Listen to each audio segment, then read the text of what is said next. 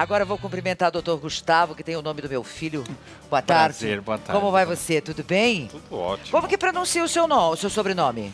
Na verdade está abreviado, né? Porque é Burkowski Krieger. É russo e alemão junto. Oh, o Krieger é alemão, né? Isso. E é Bruskowski. Burkowski. Buskowski. Quem que é o Russo alemão? pelo lado da minha mãe e alemão pelo lado do meu pai. Muito bem. O doutor Gustavo é ginecologista e muitas amigas que estão me vendo nesse momento aqui, até amigos, né? Dizem assim, o que eu faço para ajudar a minha mulher, né? Porque quando chega a menopausa, vem uma irritabilidade que não sabe de onde, vem uma falta de secreção vaginal, você tem um sono péssimo. Ah, meu Deus, quando que começa essa bendita dessa menopausa? A gente tem que separar assim, o que seria a menopausa do climatério, né? O que acontece? O climatério é a transição da fase reprodutiva da mulher para a fase não reprodutiva, tá? E isso pode demorar alguns anos, tá? E quando a gente fala de menopausa, é uma data específica, tá? Menopausa é quando a mulher fica 12 meses sem menstruar. Daí a gente vai olhar para trás e falar, aquela foi a data da menopausa, tá? Então, a questão não é exatamente a data, porque algumas mulheres vão começar a sentir alterações muitos anos antes, tá? Então, quando a gente fala de vida reprodutiva, em geral, o início da vida reprodutiva da mulher vai começar com a menstruação, certo, né?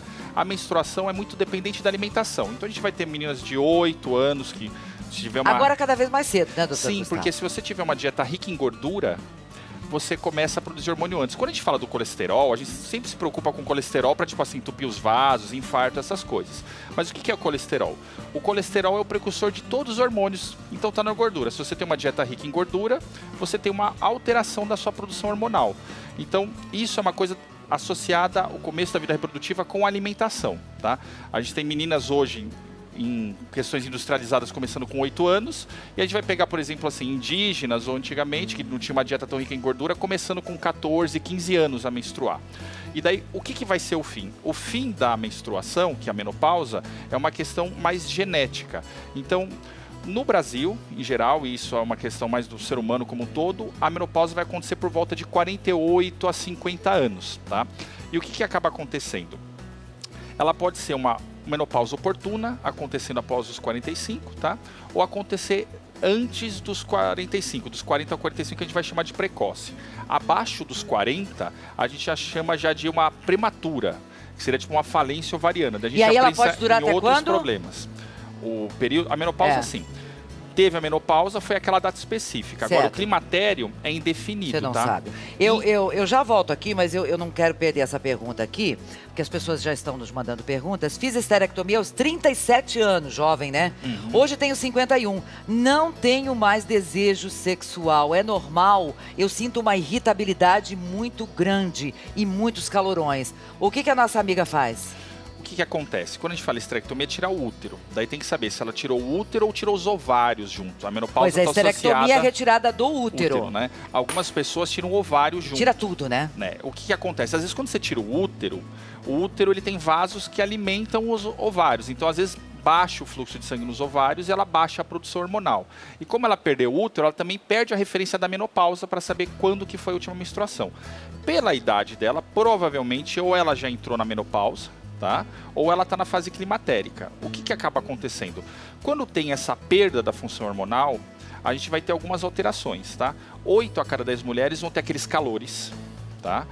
6 a cada 10 mulheres vão ter alterações que a gente chama geniturinárias, ou uma perda urinária, ou uma alteração para urinar, ou essas alterações na parte da vagina, de perder a lubrificação, e 4 a cada 10 vão ter uma alteração na parte de psíquica, que vai ser ansiedade, depressão, perda de libido. Acontece duas coisas. A parte hormonal está associada a essa questão do desejo. Se ela repor hormônio, ela pode resolver tudo isso? Não necessariamente, tá? O desejo sexual, essa coisa é muito mais uma questão psicológica do que eu vou dizer que vai ter um hormônio que vai então dar ela isso. deve fazer, busca um ginecologista e uma terapia. Pode ajudar? na verdade, muitas vezes tem que ser combinado. Muito bem. Eu acho o seguinte, diz essa amiga, na menopausa, cada dia uma coisa. Também acho, concordo com você, bonita. É dor de cabeça, não, de cabeça não tenho.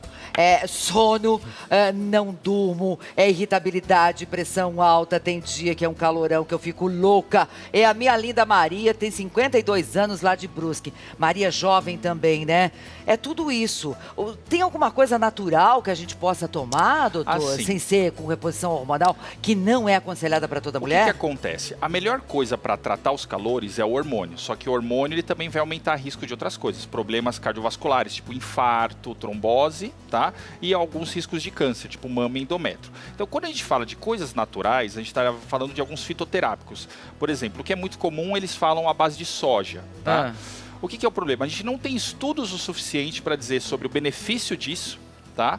E inclusive sobre os riscos. As coisas naturais que vai dar mais benefício para evitar esses calores e dormir melhor é atividade física, tá? E uma dieta balanceada. Não existe uma dieta específica. Eu entrei na menopausa, eu preciso fazer uma dieta específica. Qualquer dieta balanceada que ela consiga ficar dentro do peso adequado vai ajudar, porque o excesso de peso ou a falta dele, também muito magra, vai piorar os calores. Vamos responder para um homem agora. Ele é de Jaru, Rondônia. Não sei se você consegue responder, mas a pergunta dele é simples.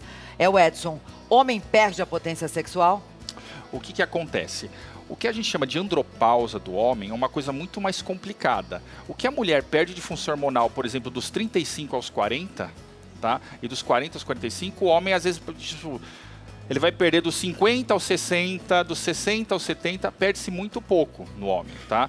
Então, o que pode ter? Tem problemas assim de próstata, tem alguns problemas hormonais específicos, ganho de peso, problemas de diabetes, hipertensão, que vai dar essa questão de impotência, e não necessariamente uma alteração hormonal. Então, é muito mais importante ele passar num urologista para ver e num cardiologista para ver se não tem nada metabólico, do que dizer que ele vai ter que tomar um hormônio para repor isso e ajudar. Passe lá, Edson, então. Mais uma pergunta aqui, hormônio engorda? O hormônio não engorda, tá? O que acaba acontecendo? A falta do hormônio, ou certos tipos de hormônio, vão ter uma alteração hormonal. A mulher, assim, na menopausa, ela sabe que ela muda o humor, tá? E assim, esse efeito de humor, para uma mulher que não está na menopausa entender, é igual quando ela está na TPM. O que é a TPM? É uma baixa do hormônio, por isso que ela sente essa alteração. Na menopausa isso acontece de maneira persistente. O que acontece? A alteração no humor, a pessoa pode compensar na comida de maneira inadequada, comendo errado. Muito bem. Aqui tem uma amiga, não sei o nome, ela diz que toma chá de folha de amora, ela diz que tem 51 anos, que é com relação à menopausa. Incrível, tem muito homem aqui fazendo pergunta também com relação à andropausa e tudo mais. O homem deve procurar por um urologista? É assim, depende do que é a queixa dele. Se ele está com uma questão normalmente de impotência, que é a principal preocupação dos homens, seria um urologista que vai estar vendo com isso, tá? Para ver a questão hormonal. Isso. Homem também pode repor, então, hormônio? Sim, é bem discutível em homem, tá? Porque, assim, a gente não indica que o homem reponha testosterona porque ele está com baixo libido ou impotência, tá? Porque toda a testosterona que a gente dá por fora, que é sintética, ela aumenta muito o risco cardíaco. Um homem, por nessa faixa etária de 50 anos, tem muito risco de infarto. Então, ele tomar hormônio pode ser uma coisa muito perigosa. Tem muita pergunta aqui, você não tem ideia. As pessoas reclamando muito dos calorões. E gente muito jovem. Aqui nós temos uma pessoa... Olha, ela diz, aqui vamos lá. Meu marido está com 44 anos e ele tem pouca ereção, diz ela. E às vezes eu não sei o que fazer. É a Maria que está perguntando, aqui de São Paulo, o que você indica para o esposo da Maria, que tem 44 anos? O que jovem, acaba acontecendo? Né? Isso, uma pessoa jovem, tá?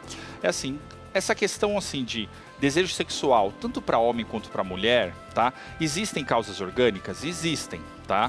A gente tem que afastar se tem algum problema cardiovascular, se tem diabetes, pressão alta, excesso de peso, essas coisas podem atrapalhar. Mas a maior parte das vezes é uma questão, assim, de estresse. Tá? A pessoa que está com a vida sem uma rotina de atividade física, uma rotina de sono, uma rotina de alimentação, isso vai refletir na função da fertilidade. Tá? E a fertilidade está associada à questão de ereção no caso do homem e no desejo no caso da mulher. Então, dificilmente a gente vai encontrar um problema orgânico na maioria das vezes. É muito mais uma questão do estresse, da dificuldade de entrosamento do casal, do que eu vou dizer que assim, a gente vai dosar um hormônio, vai dosar alguma coisa e vai achar. Né? É uma coisa bem complexa isso. O seu endereço no Instagram, doutor Gustavo? É o Gustavo B. Kroger. Kroger. Muito obrigada por ter vindo. Obrigado, um prazer. Tá aqui pra Alegria, ajudar. felicidade.